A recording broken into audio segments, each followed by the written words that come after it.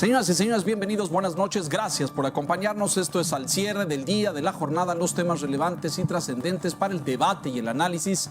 Muy buenas noches, saludo a la distancia a Enrique Quintana. Enrique, ¿cómo estás? Buenas noches. ¿Qué tal, Leo? Buenas noches a todos. Juan Ignacio Zavala, bienvenido, muy buenas noches.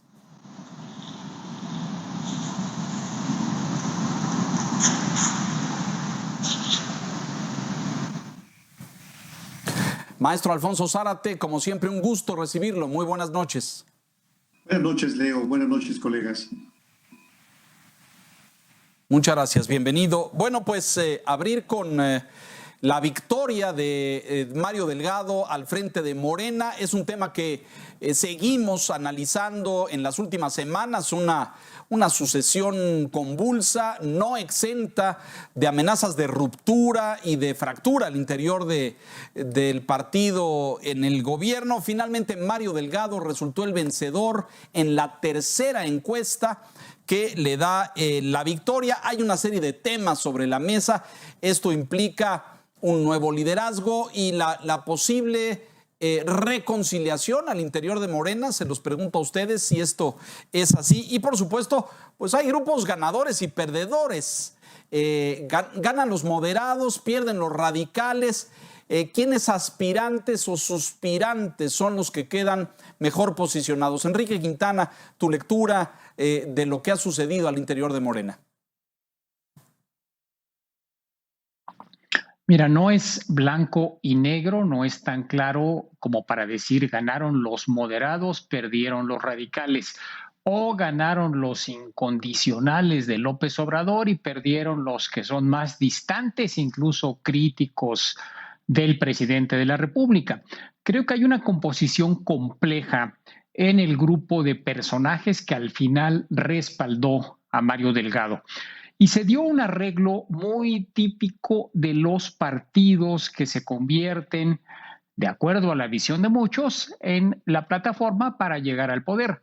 Al final, detrás de Mario Delgado estuvieron varios que cuestionaron el proceso, que dijeron que el INE había hecho trampa, que lo descalificaron en el camino y se sumaron. Al final se sumaron.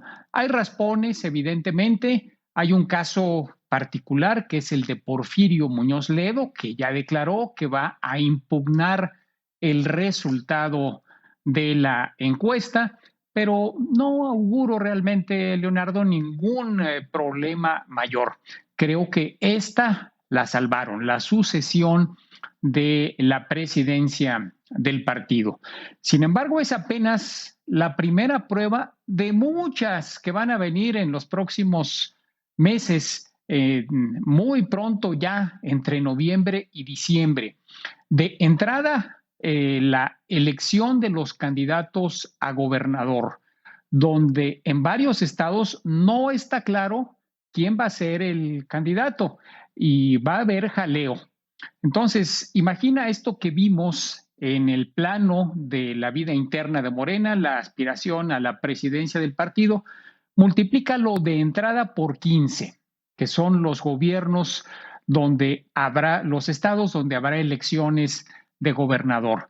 Ya hay casos donde empiezan los golpes. Sonora ya renunció Alfonso Durazo, pero Ana Gabriela Guevara ya levantó la mano. Guerrero, donde Amílcar Sandoval está pues encarrilado, y al mismo tiempo Félix Salgado Macedonio también dijo, bueno, yo quiero también ser candidato, y así le puede sumar una serie de estados. Bueno, Zacatecas, donde David Monreal anda ya desde hace tiempo haciendo campaña, pero José Narro Céspedes ya también levantó la mano y dijo, yo quiero ser igualmente candidato de Morena en el estado de los Monreal.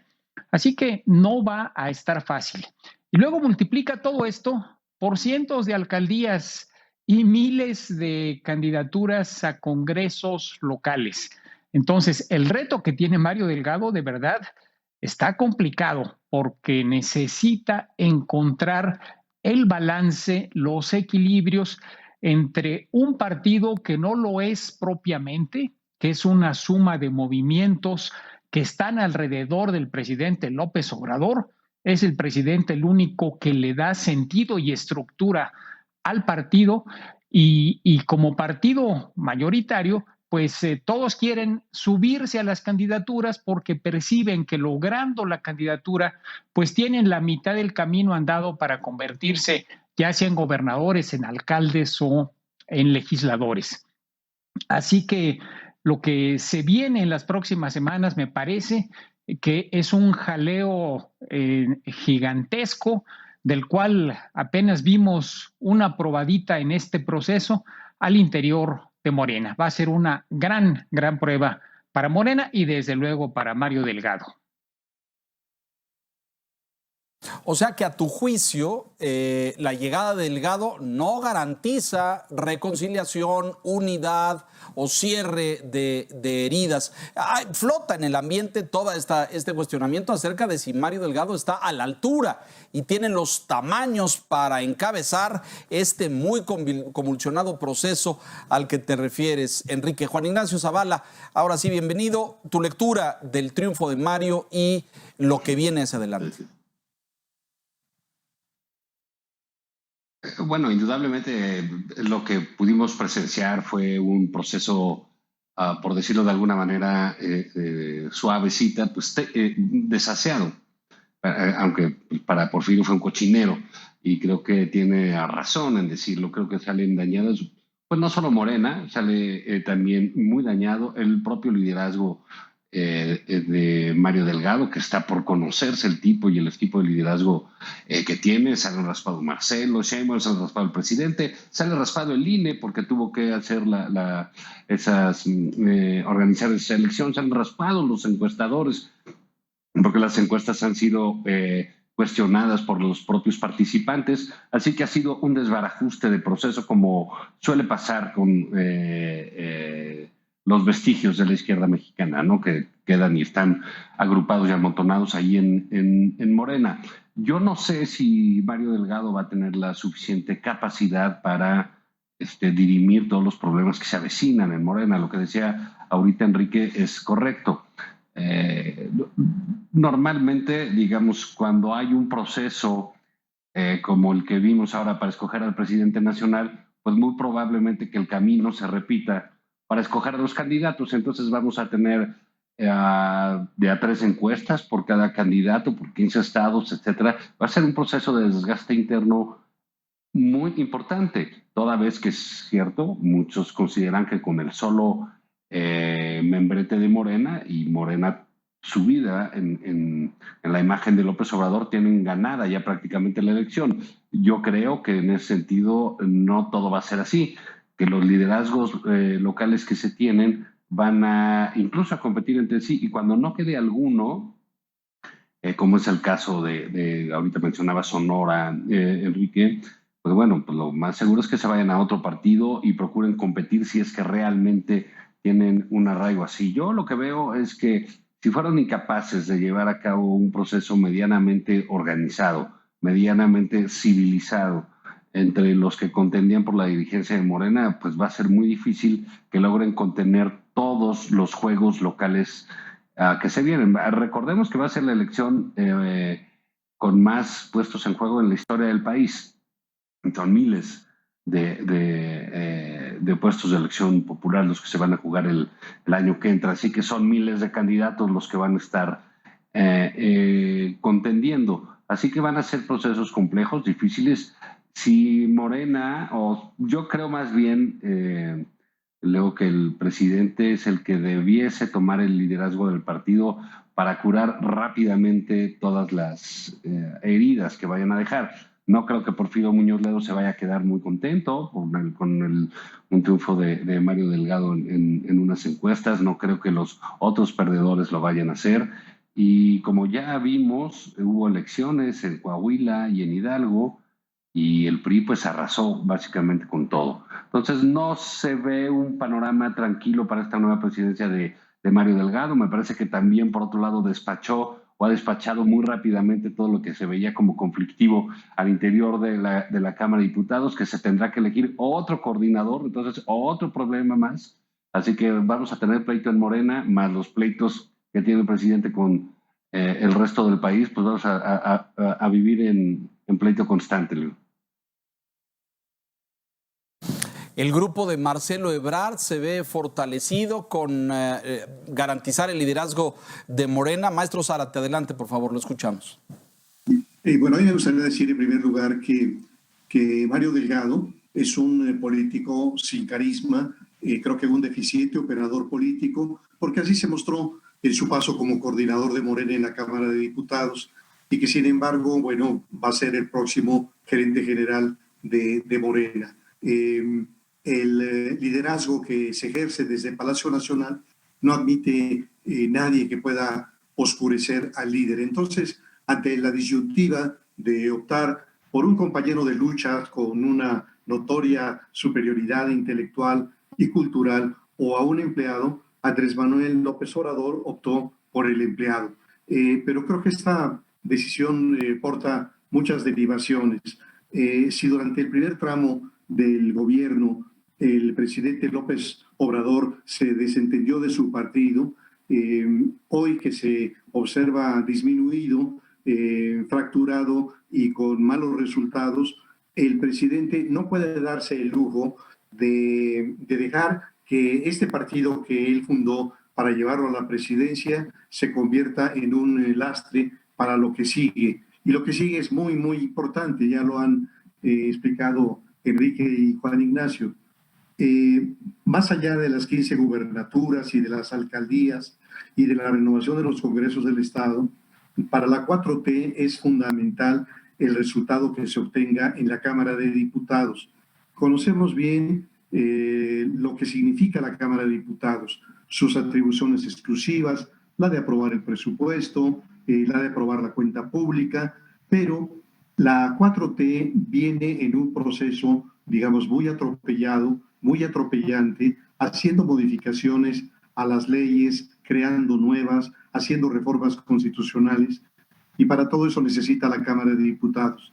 De tal manera que para el proyecto del presidente, la posibilidad de disminuir o de perder incluso la mayoría en la Cámara de Diputados se convierte en un tema de una importancia mayúscula. López Obrador, si quiere profundizar como lo quiere hacer la 4T, tiene que ganar de una manera importante, contundente, Cámara de Diputados, y para eso necesita un partido y para eso necesita un liderazgo que evidentemente no tiene.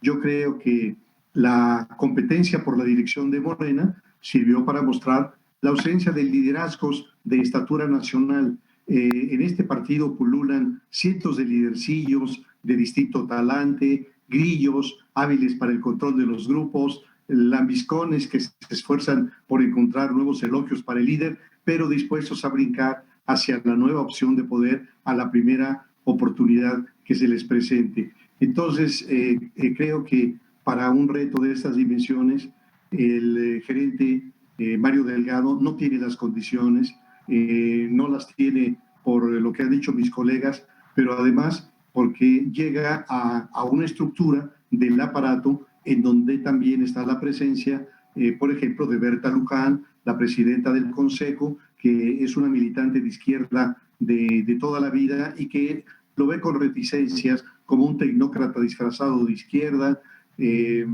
egresado del ITAM, por cierto, de tal manera que, en efecto, yo creo que vienen momentos muy difíciles y coincido con Juan Ignacio. Todo esto creo que a lo que va a llevar, en lo que se va a traducir es en un presidente López Obrador que si en un primer tramo de su gobierno dejó que el partido se manejara como quisiera, hoy no lo puede permitir.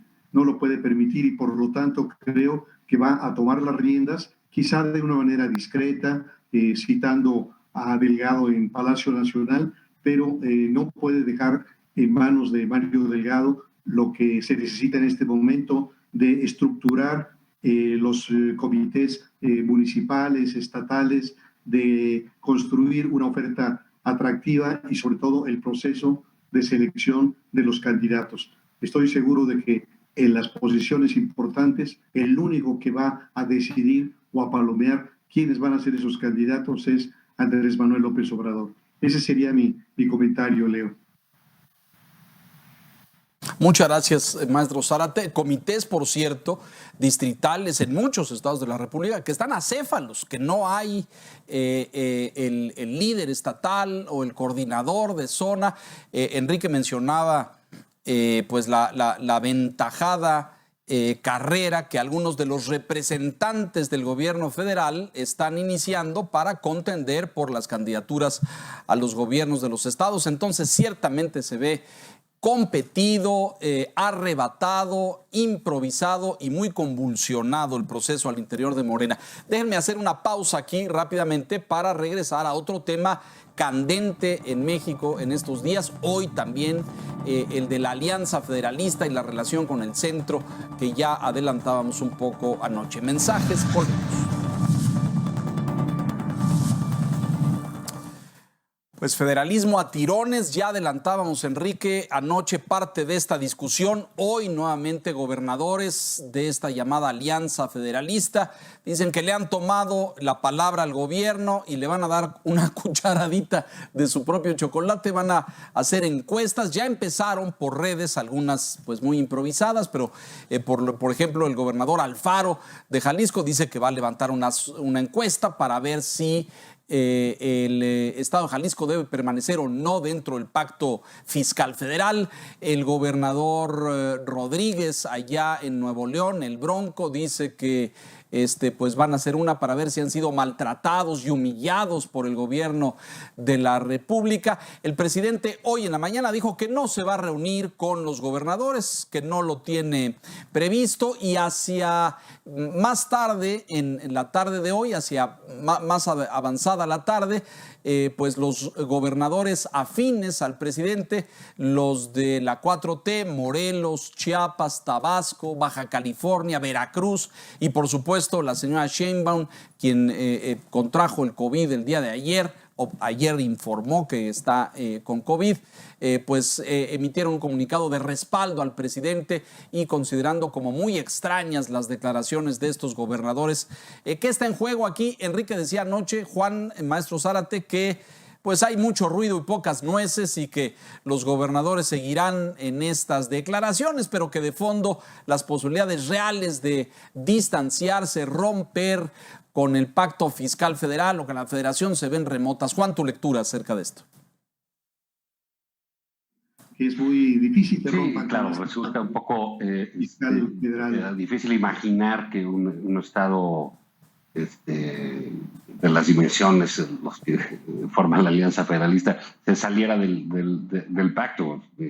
Bueno, suena absolutamente desproporcionado, pero digamos tan desproporcionado como muchas de las cosas que sugiere el presidente de la República. Yo lo que creo es que es una relación la que ha mantenido el presidente López Obrador con los gobernadores de oposición, una relación muy tirante desde un inicio, una relación llena de amenazas, de injurias, de descortesías, cuando no abiertas majaderías, como la del día de hoy, decir no me voy a reunir con ellos. En fin, siempre ha habido un enorme desdén del presidente hacia esos gobernadores, ¿no? Son gobernadores que pueden ser de un partido de oposición distinto, bueno, no pueden ser, son de un partido de oposición al del presidente, pero eso no significa que tenga por qué cobrárselas a los habitantes de esos estados, ¿no? Creo que lo que están pidiendo los estados en términos presupuestarios, o sea, en algunos casos es bastante atendible. Me parece que este problema no es la primera vez que lo platicamos, lo hemos platicado de manera reiterada en este programa, cuando hemos hablado de la estrategia sobre la pandemia, donde también ha habido girones, a cada rato jaloneos entre los estados y el presidente de la República. Entonces, bueno, decir que se hace una consulta, etcétera, pues puede ser el ejercicio inocuo en las circunstancias legales que las quieran poner, como la pregunta del presidente y la respuesta de la Suprema Corte cambiándole todo. Pero lo que es cierto, Leo, para mí, es que lo que queda claro es que ya los gobernadores de estos estados están dispuestos a radicalizar el ambiente de sus estados como López Obrador radicaliza el del país, o como lo intenta hacer de manera cotidiana. Entonces, esto pues ya nos habla de que es un abierto clima electoral donde el presidente piensa jugar todas sus piezas directa y personalmente con los gobernadores de cada estado. No olvidemos que para un presidente populista como López Obrador, el mantener un conflicto permanente es el motivo de sus campañas electorales, por eso está constantemente en eso. Y mientras más pueda personificarlas, pues es mejor para él. Y aquí pues las va a personificar en cada uno de estos gobernadores. Entonces, un poco lo que yo veo es, vamos a tener pleitos constantes, pleitos todo el tiempo, a toda hora, a todo lugar y con distintos personajes, ¿no? Podrá ser divertido en algunos casos, en otros casos va a ser con consecuencias duras, como fue el caso del agua en Chihuahua, por ejemplo.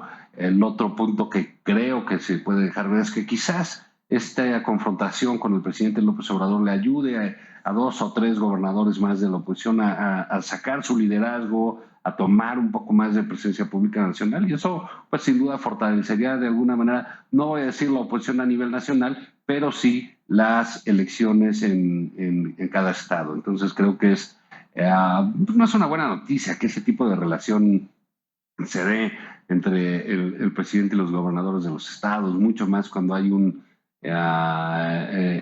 elección enfrente. Y bueno, también, digamos, la respuesta de quienes están en el partido del presidente simple y sencillamente ayuda a polarizar las cosas y a ver que eso no va a tener un pronto remedio, ¿no?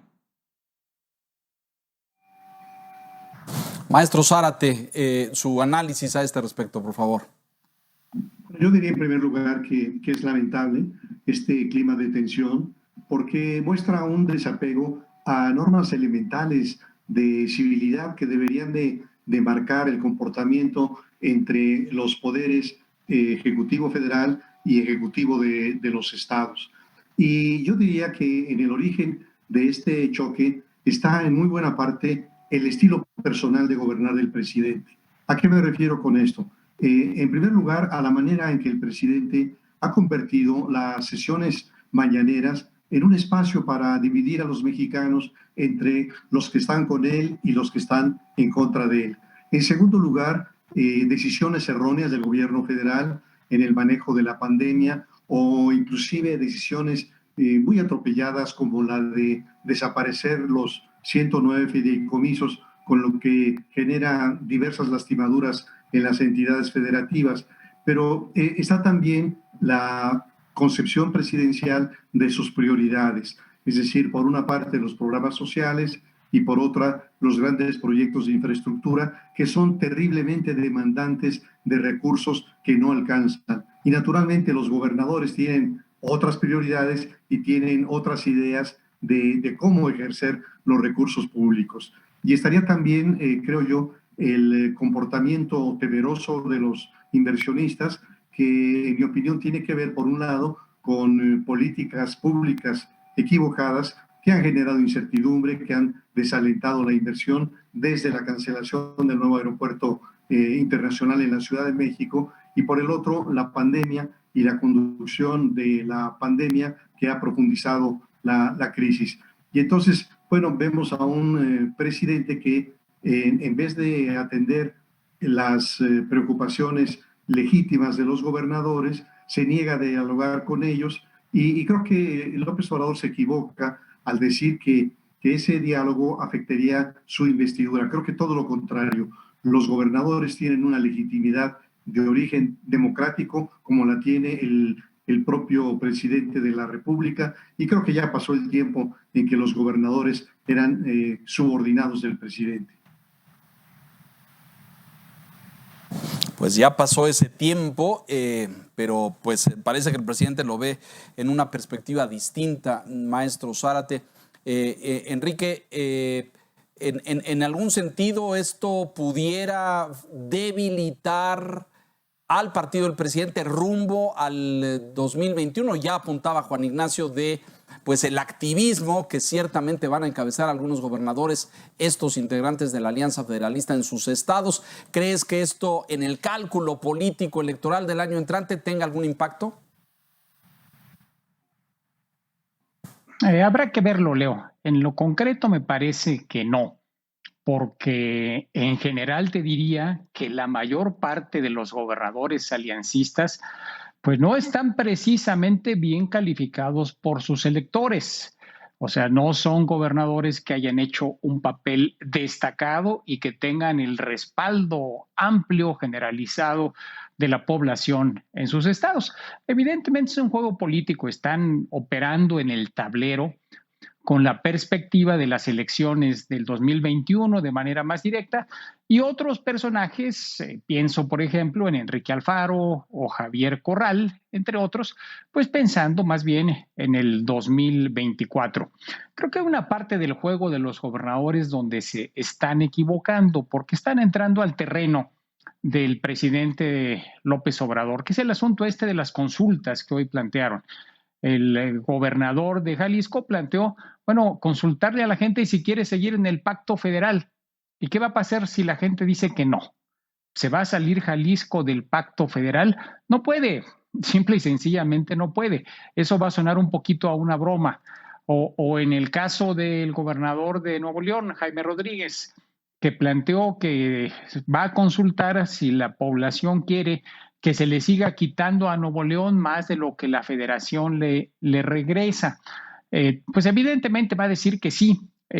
Se están poniendo, me parece, en este esquema de consultas, que es lo que fue la novedad del día de hoy, se están poniendo a jugar en un terreno que tiene muy bien controlado, muy bien dominado el presidente López Obrador. Entonces, va a depender de qué jugadas hacia adelante se den, pero a tu pregunta, creo que si se equivocan los gobernadores y generan expectativas entre los electores que luego no puedan cumplir, al contrario, pueden estarle haciendo un favor al presidente y al partido del presidente, porque a la vuelta de unas semanas o unos meses puede decir, miren, ya se los había anticipado, muchas ganas de salir del pacto federal, pero no tienen la capacidad para hacerlo, o solamente hubo tal número de personas que acudieron a las consultas. Vamos a ver qué más hacen. Creo que esto no se ha acabado. Esto fue una jugada adicional y todavía quedan muchas por ver en los siguientes meses. Y sí, creo que todo hay que juzgarlo en este momento con la óptica, con los lentes del proceso electoral en el que ya estamos subidos. Prácticamente cada movida de cualquier político relevante, como el presidente o los gobernadores, va a tener ese sentido. Respecto al respaldo que referías de los 6 gobernadores de Morena, pues va a pasar de largo. Francamente, el presidente ni lo requiere ni le va a servir de gran cosa, porque igualmente si hay gobernadores mal evaluados, pues también son los de Morena. Así que no le va a servir de mucho. Pues sí. Ahí están también, sin duda, el de Morelos, qué decir del de Veracruz, cuyos números están en el terreno negativo. Déjenos aquí hacer una nueva pausa, vamos rápidamente a mensajes y volvemos de nuevo.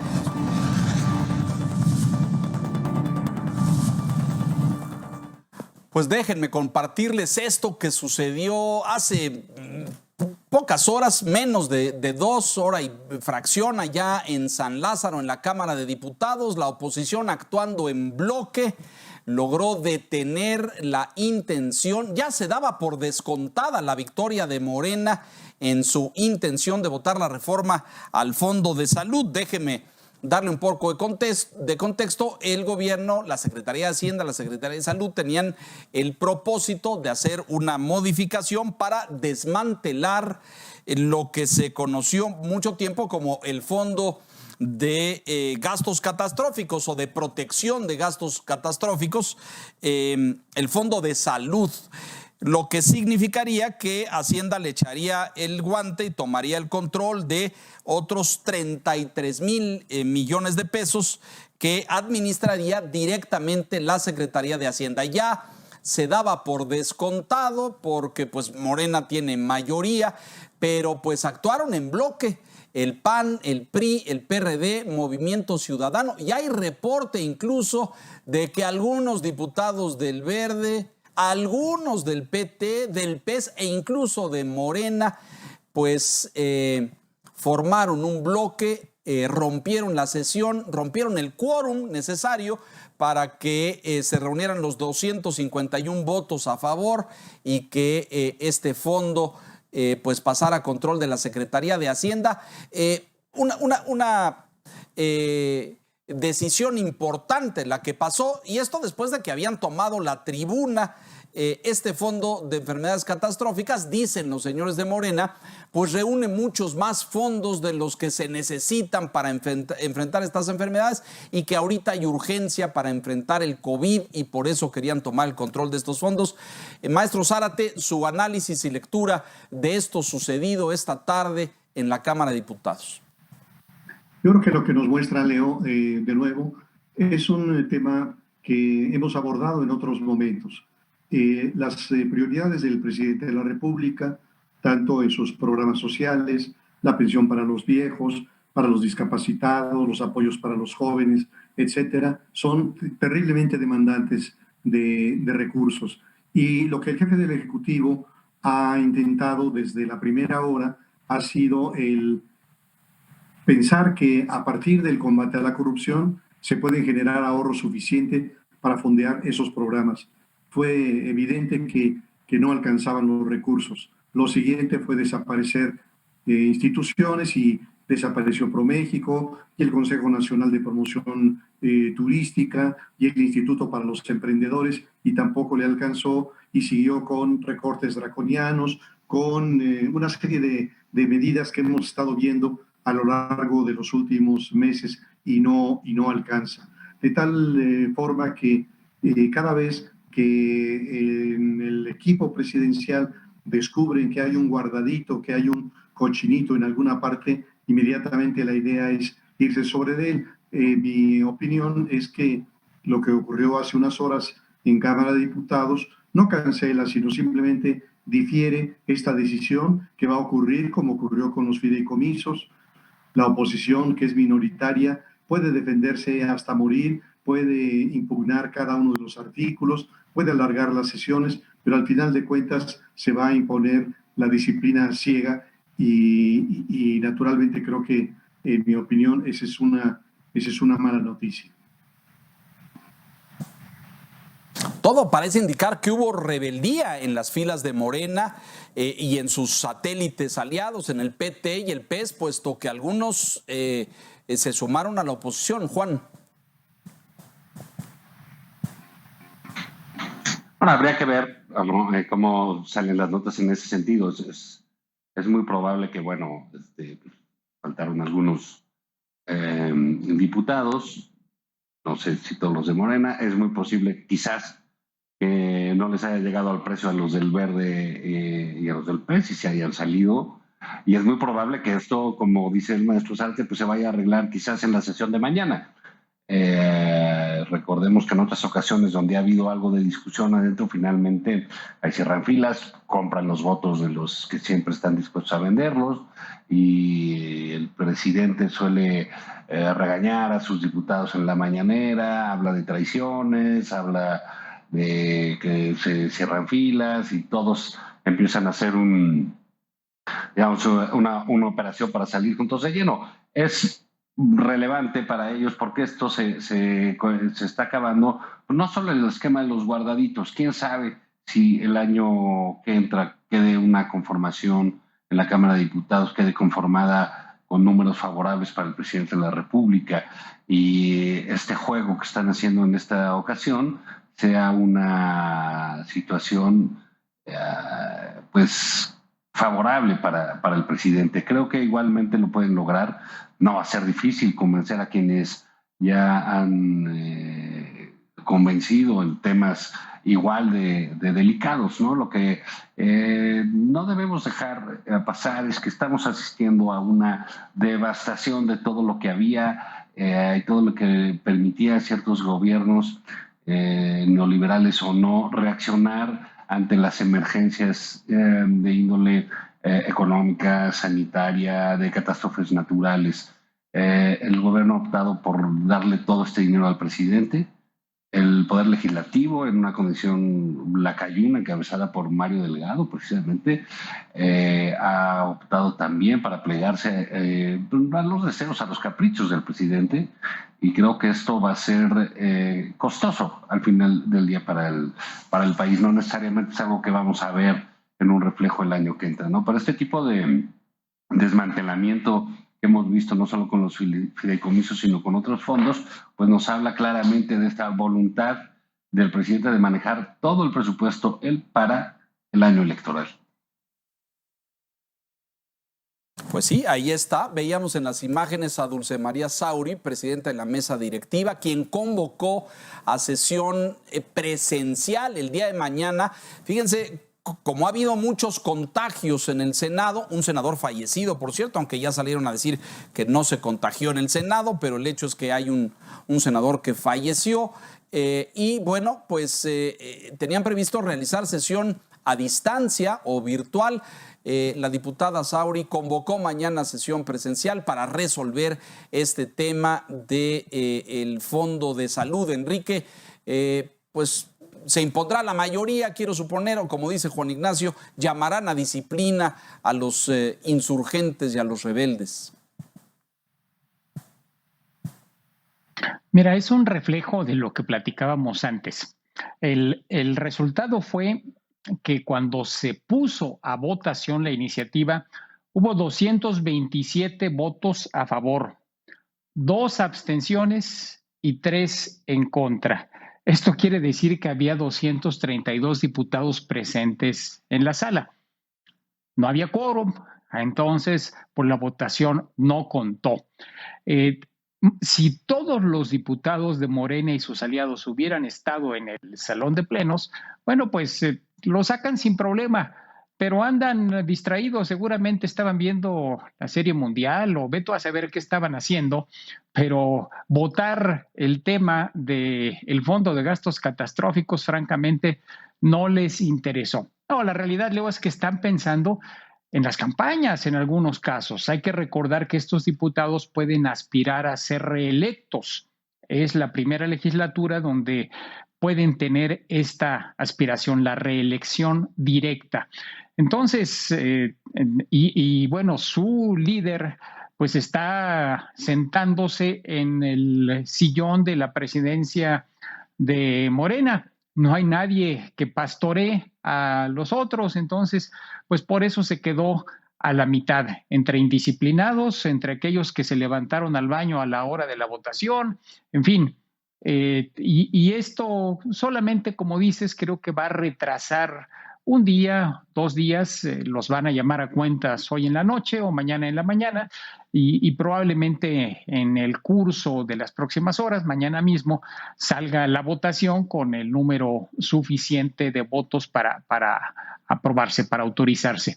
Pero te refleja el clima, te refleja lo que vamos a estar viviendo en una Cámara de Diputados que pues está ya pensando en otra cosa, está pensando en el futuro, está pensando en el reposicionamiento y el presidente tiene el riesgo de que un grupo de políticos, de legisladores, de funcionarios que tenga esta visión, pues no sea eficaz para conseguirle lo que el presidente quiere, que es esta centralización de los recursos, los 33,000 millones de pesos que faltaron en el presupuesto, porque cuando se quiso hacer esto también, en la ley de ingresos, cuando se quiso hacer esto en la ley de ingresos, pues tampoco tuvieron el respaldo necesario. Así que por lo menos les va a dar un poco más de trabajo y les va a causar algunos dolores de cabeza esta estrategia de la oposición, que es salirse cuando viene la votación, cuando ven que los de Morena pues andan en otra cosa, porque las iniciativas del presidente, francamente, a veces les importan muy poco. Lo que andan viendo es cómo agarran el próximo hueso, Leo. El próximo, y bueno, pues con Mario Delgado ahí ahora sentado en la silla, decías tú, de la presidencia de Morena, el que va a definir o por lo menos perfilar las candidaturas y las listas, bueno, pues muchos deben estar ahí en torno al señor Delgado. Por cierto, ¿quién no va a suceder al frente de la Junta de Coordinación Política y al frente de la bancada de Morena en la Cámara? Enrique, ¿circulan algunos nombres ya? Hay como 6 o 7, Leo. Y cuando hay muchos quiere decir que no hay ninguno, que no hay ninguno. Claro, hay varios legisladores que pues quieren por lo menos estar unos meses en esa posición, pero no está claro. Realmente no hay un par de finalistas que claramente sean los prospectos a quedarse con la coordinación de la fracción mayoritaria. Vamos a ver si mañana o pasado ya se perfilan algunos de manera más seria. Sí, había yo visto el nombre Tatiana Cloutier por ahí. En fin, recordemos que esta legislatura concluye ahora en agosto y entrará una nueva, la que resulte del proceso electoral el año entrante. Antes de irnos, quiero llamar su atención y pedir su análisis sobre el tema. Nuevamente, el presidente en en este enfrentamiento, en esta lucha con los medios de comunicación, una vez más aparece el tema de que acusa a los medios de que hay un complot, una conspiración en su contra, de que se han alineado en contra de su gobierno y de la 4T, y dice que es el presidente más criticado en la historia. Ya hubo respuestas de los medios. Juan, entre algunas de tus especialidades, el estudio y la comunicación política es una de ellas. Esta parece ser pues una telenovela que no se acaba, y es el presidente recurrentemente vuelve a colocarse y a victimizarse como el presidente más criticado en la historia. Juan Ignacio. Sí, en efecto es una telenovela que tiene un capítulo y dura 6 años el capítulo, porque no va a cambiar y no va a parar. E insisto, no es solo la personalidad de López Obrador, es el tipo de liderazgo en esta suerte de gobiernos en las que tener adversarios identificados es algo importante para mantener, digamos, las tensiones propias de los proyectos polarizantes, y quienes más, digamos, la gente puede identificar con mayor facilidad son a los medios de comunicación. Entonces esto no va a parar. Él cada X tiempo va a decir, ahora este medio es el malo, ahora este medio qué raro que se forjó para acá. Miren que me encontré una factura aquí de 1924 que había recibido dinero quién sabe quién, lo que demuestra que desde entonces estaban en contra de los sentimientos del pueblo bueno. Y ese tipo de declaraciones y de enfrentamientos, pues bueno, no es, insisto, exclusivo de López Obrador. El presidente Trump lo hizo desde un inicio. Golpear a los medios todavía lo sigue haciendo en esta campaña. Hay testimonios cada rato que los puedes ver. Y esto, pues digamos, por más que los medios se vayan a quejar, por más que el presidente diga que tiene derecho a réplica, etcétera, esto no va a parar, esto no va a cambiar. El presidente requiere de eso, como requiere de estirar la liga y de nombrar ciertos personajes de otros ámbitos, como pueden ser políticos, expresidentes o columnistas o periodistas que no son de su agrado, para estar moviendo de manera constante las emociones pues que requiere el proyecto. ¿Qué emociones requiere? Pues requiere coraje, requiere acordarse de los abusos, requiere que salga adelante el ánimo de revancha y de demolición, que es lo que está trabajando su gobierno, y pues eso va a ser necesario. Entonces, en efecto, le repitámoslo, es una telenovela de un capítulo y dura 6 años. Sí, y no hay ni para cuándo pueda cambiar ese tono. Creo que le funciona, como tú dices. Maestro Zárate, ¿qué lectura hace de todo esto? Yo creo que ya tenemos suficiente experiencia, sobre todo en este primer tramo de gobierno, para apreciar algunos rasgos de la personalidad del presidente. Sobresale uno, el narcisismo. El presidente tiene una idea de sí mismo que corresponde a lo que se conoce como delirio de grandeza. La sola idea de la Cuarta Transformación lo ubica a la altura de los grandes héroes de nuestra historia, a la altura del cura Hidalgo, de Benito Juárez, de Lázaro Cárdenas. Y él no habla de ser un buen presidente, él habla de ser el mejor. No habla de combatir la corrupción, sino de eliminarla, es decir, de cumplir una tarea que, si acaso, corresponde a la divinidad. Creo que no hay un espacio sobre la tierra en que se haya logrado eliminar la corrupción. A la corrupción se le combate, no se le elimina. En la mente del presidente, su gabinete, un gabinete que en mi opinión está caracterizado por su medianía, está a la altura del gabinete del presidente Juárez. Y cuando la realidad le incomoda, él siempre tiene otros datos. Y él, siempre él, navega como un titán en un mar de adversidades. Y quienes señalan los errores del gobierno lo hace, según dice, no en un ejercicio responsable y democrático, sino por mezquindad, porque quieren tumbarlo, porque son conservadores, porque están al servicio de las peores causas, porque son neoliberales. Y entonces, en esa lógica de todo yo, se victimiza y pretende ser el presidente más ofendido, más criticado desde los días del presidente Madero. Y creo que se le olvida o ignora las tundizas que se llevaron Vicente Fox o Enrique Peña Nieto, por citar dos ejemplos recientes. Creo que si no hay día en el que el presidente de la República no hable, todos los días, incluso fines de semana, está hablando, entonces es evidente que se convierte en el punto focal de la agenda pública. Y creo que por eso prácticamente es inevitable que los medios de comunicación, los reportajes, los análisis, tengan al presidente y a su gobierno como el principal punto de referencia. Y en momentos en que las instituciones diseñadas para ser contrapesos al Poder Ejecutivo, como el Congreso de la Unión, los partidos políticos, el Poder Judicial y los órganos constitucionalmente autónomos, se encuentran disminuidos, secuestrados o intimidados, pues resulta crucial el papel de los medios de comunicación como responsables de darle un seguimiento crítico, no convenenciero al ejercicio del poder. Justamente ayer, maestro Zárate, Enrique, Juan Ignacio, aparecieron a partir de la mención que hizo él el fin de semana respecto al sofisma del pasado, pues le dedicaron varias columnas el día de ayer, el supremo sofista y otras varias en diferentes medios, hablando de esta habilidad que tiene para estar siempre en la línea de la no verdad o de la media verdad o incluso de la mentira. Enrique.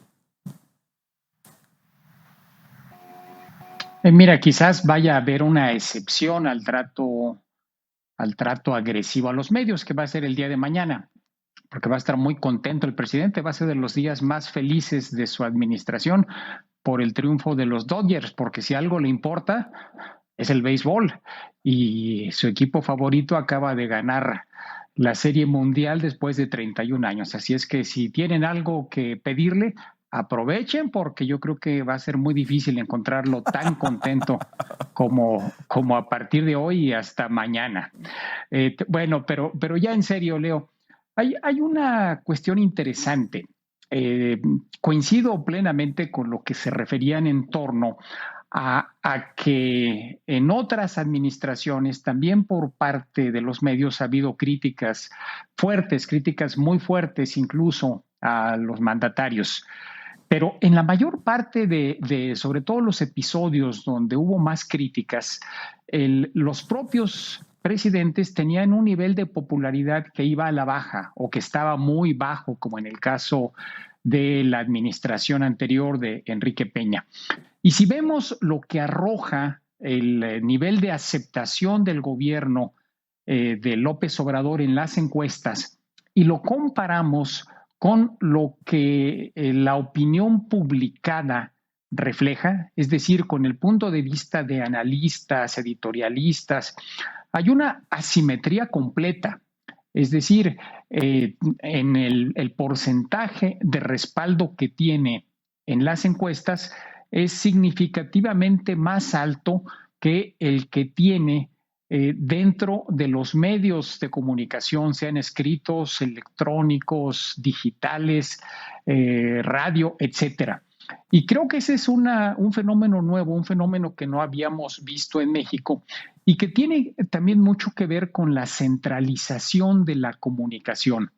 En otras etapas teníamos un conjunto de analistas, pensadores, bueno, incluso políticos que se dedicaban a escribir y que conformaban un debate en la agenda pública. Es decir, había partidarios y detractores de cada uno de los mandatarios. Hoy prácticamente no hay eso. Son contados realmente los analistas, por lo menos los que cuentan, los que son seguidos, los que pesan, que respaldan de manera sistemática al presidente López Obrador. Y creo que eso tiene que ver justamente con su estrategia de comunicación, con una estrategia de comunicación donde centra todo en su prédica matutina, en sus palabras en la mañanera, y supone que con eso va a ser suficiente para compensar todas las críticas que aparezcan en columnas, en comentarios editoriales, etcétera, etcétera. Y hasta cierto punto, si vemos los resultados de las encuestas, la estrategia le ha funcionado y creo que por eso la continúa y por eso supone que lo que hay ahora es una especie de gran conspiración donde medios que eran antaño competidores, que no podían hablarse entre sí, los ve juntos, los ve inclusive entrevistándose y de esa manera prueba, entre comillas, a su juicio, cómo hay una alianza en su contra. Creo que ese fenómeno sí es algo nuevo que no habíamos visto en la realidad mexicana, esta asimetría de un presidente que sigue teniendo respaldo entre la gente y que tiene muy escaso respaldo entre la comunidad intelectual, entre quienes aparecen en los medios de comunicación. Me parece muy interesante, Enrique, que hagas esta puntualización, porque en efecto se ve esta diferencia profunda, honda, entre la percepción pública y la opinión publicada. Ahora, yo agregaría esto, para reflexión rápida entre todos, esta percepción del presidente como de querer seguir siendo tratado como oposición por medios, columnistas, articulistas, y no como gobierno. Ahora es gobierno y recibe el trato crítico y de investigación y crítica periodística que recibieron sus antecesores. Maestro Zárate, usted hacía mención de cómo le fue a Fox o a Peña, que fueron muy criticados. Recordemos, solamente el presidente Calderón era caricaturizado con un personaje cómico en la televisión todas las mañanas durante todo su sexenio. Es decir, nadie puede decir que Fox, Calderón o Peña no fueron criticados por los medios. Juan Ignacio. Sí, así es. Y creo que aquí lo importante es como señalas, es el presidente López Obrador necesita en su modelo a los enemigos. Siendo él el presidente, ya no dice, ahora me critican por ser el presidente. Es no, yo tengo estos enemigos. ¿Quiénes son los medios? Pues son ellos, son los que protegen el modelo anterior, son los que fomentaron el periodo neoliberal, son los que cubrieron, son los que son parte de la corrupción. Y también, si tú lo ves, cuando habla de historia, habla de que los españoles, ya habla ahorita de que hay que traerse el penacho y que hay que traerse los códices y hay que traerse todo lo que está en otros lugares. ¿Por qué? Porque son los enemigos que se llevaron y que abusaron. Entonces, en la medida en que él pueda contar con ese discurso de abuso de los poderosos sobre los débiles, de los corruptos sobre los buenos, de los malos contra los buenos, pues bueno, eso va a persistir. Y los medios, al criticar, siempre estarán del lado de los malos. La apuesta que él tiene, por supuesto, tiene una lógica, como la comentaba Enrique. Su lógica es llegar a donde se entiende este lenguaje, pues, de las emociones puras y simples, y esa no pasa por los medios de comunicación y menos por la prensa escrita. Entonces, recordemos, él siempre va a estar en papel de víctima. ya sea como candidato, como presidente y hasta como expresidente. Él es la víctima perfecta de todos los poderosos y por eso él es el único que los enfrenta en sus mañaneras. Por eso tiene estos delirios de colocarse a la altura de los otros transformadores, como comentaba el maestro Zárate. Entonces, esa es una necesidad muy peculiar, no solo de su personalidad, sino de su estilo de gobierno. Maestro Zárate, comentarios finales, 30 segundos, por favor. Yo solo decir que quizá algo que contribuye a explicar esta enorme diferencia entre la opinión crítica en los medios y la aceptación, popularidad del presidente, tiene que ver con varios factores. El primero, diría yo, con los programas sociales. Es evidente que esos 23 millones de beneficiarios tienen una razón fundamental para apoyar contra todo al presidente de la República. Un segundo dato de esa aprobación es el sedimento nacional populista que existe en la cultura de anchas franjas sociales y que fue cultivado desde la posrevolución y en esa medida esos grupos que explican la pobreza por los abusos de los ricos y que mantienen una desconfianza hacia lo extranjero encuentran en el discurso del presidente precisamente el asidero en su condena a los ricos, su desconfianza a los extranjeros. Y creo que también está el enorme coraje de la gente por los excesos de la clase gobernante, especialmente el anterior de Peña Nieto, y en ese sentido el discurso contra la corrupción del presidente prende en millones de mexicanos y todos los días se alimenta en las mañaneras y en sus nuevas revelaciones. De tal manera que creo que hay, digamos, varias explicaciones que pueden ayudarnos a entender por qué esa disparidad entre niveles de aceptación muy significativos y la crítica en los espacios de análisis. Muchas gracias, maestro Zárate. Se nos termina el tiempo, debemos despedirnos. Maestro, muchas gracias. Juan Ignacio Zavala, bienvenido como siempre, buenas noches. Enrique Quintana, buenas noches. Y gracias a usted por la gentileza de su atención esta noche. No se despegue, mucho más aquí en el Financiero Bloomberg enseguida. Buenas noches.